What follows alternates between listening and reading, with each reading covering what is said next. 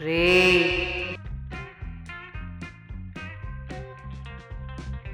భయ్యా మీకు ఏదైనా వాయిస్ వినిపిస్తుందా?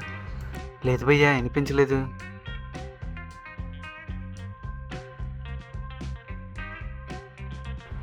మరి నాకు వినిపిస్తుంది ఏంటి? నీ ఒక్కడికే ఆ ఫెసిలిటీ ఇచ్చారా? భయ్యా నా ఒక్కడికే ఆ ఫెసిలిటీ అంటే భయ్యా. ఎలా? నువ్వేం చెప్తున్నావు నాకు అర్థం కావట్లేదు. పని చూసుకో ఫస్ట్.